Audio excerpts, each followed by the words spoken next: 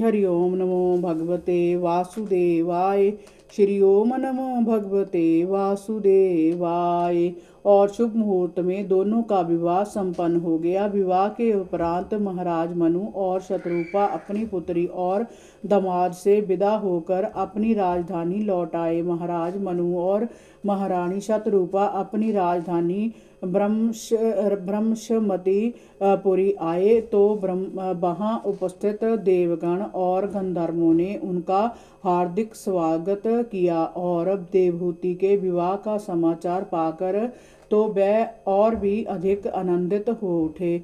जय वह स्थान था जहाँ भगवान बारा ने पृथ्वी को स्थापित किया था। उस समय भगवान बारा के शरीर से जो रोम झड़कर वहां गिरे थे वह रोम ही अब हरे भरे घास के मैदानों के रूप में फैल गए थे। जहीं पर महाराज मनु के बारा भगवान की पूजा की थी और इसे अपनी राजधानी के रूप में विकसित किया था। जहीं रहकर मनु जी नित्य श्री हरि के गुणों का गान किया करते थे और उनकी लीला कथाओं को सुना करते थे। विदुर जी भगवान श्री हरि की कथाओं का श्रवण ध्यान रचना और निरूपण करते रहने से उनके मनवंतर के में व्यतीत होने वाले क्षण कभी व्यर्थ नहीं जाते थे।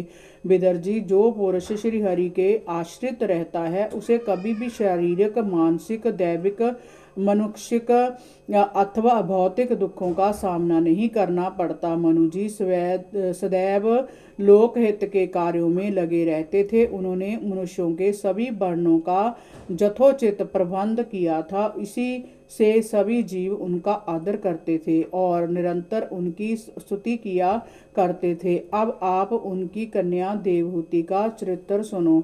23वां अध्याय। ऋषि कर्दम और देवहूति का चरित्र। मैत्रेय जी ने कहा, विदुर जी माता पिता के चले जाने के उपरांत देवहूति प्रतिदिन अपने पति की इच्छा अनुसार उनकी सेवा करने लगी।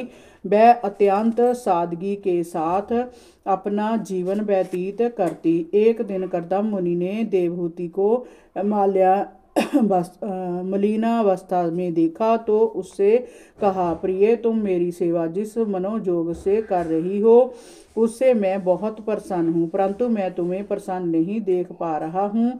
तुम्हारे इस श्रृंगार विहीन रूप का कन्या क्या कारण हो सकता है? क्या जहाँ रहकर तुम प्रसन्न नहीं हो जा कुछ और बात है? हरि ओम नमो भगवते वासुदेवाय। श्री ओम नमो भगवते वासुदेवाय।